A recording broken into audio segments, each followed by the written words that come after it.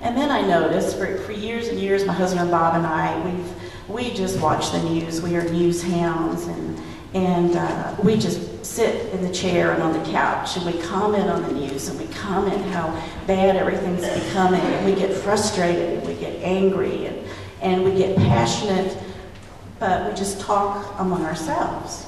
Just Bob and I talk about it all. It never goes any further. Then I began to realize, you know, the news media speaks for us so much of the time. They say to us on their newscasts, oh, the American people this, the American people that. And I began to realize, I'm not one of those American people they're talking about. Yeah. Right.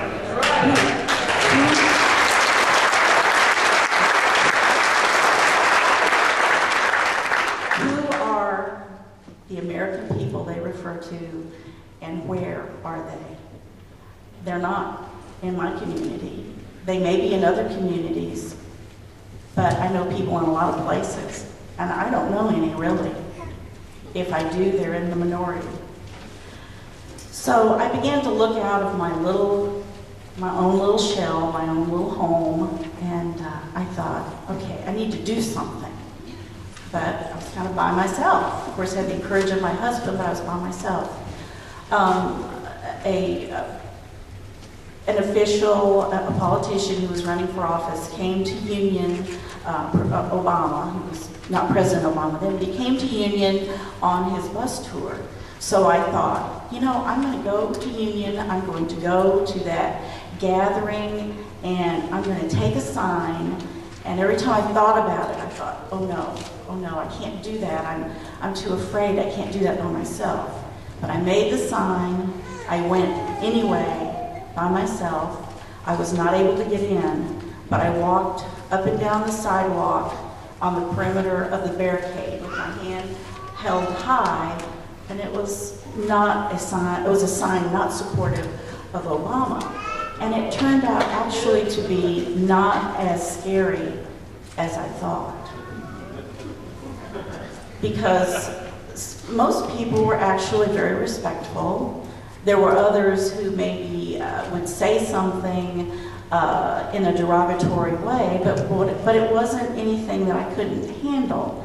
And there was only one person that came up who tried to engage me on issues, and when I engaged with him, he left immediately. And hey, you believe in Wanda? You got it, girl.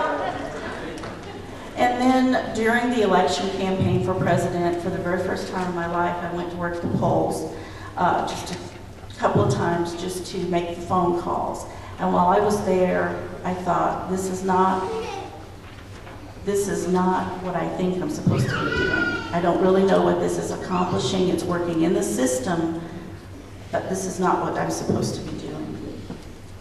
So eventually, I went from the individual perspective, self-preservation, to what is coming, to more of a group perspective. I needed to be involved with other people who were like-minded, who could draw strength from others and refine their ideas and be educated with others on our Constitution, on our Bill of Rights, on our system of government, and be able to work together. The individual voice is so important. Each one of us in our areas of influence, that individual voice is important. And there have been individual voices throughout history who have been able to influence countries and large groups of people, like Martin Luther King and Winston Churchill, Alexander Solzhenitsyn, among others. But for most of us, and I think the call is now, to gather our voices together. There is more strength in numbers. The voice is louder in numbers. I finally turned off the television set, and I don't watch any of the mainstream news anymore.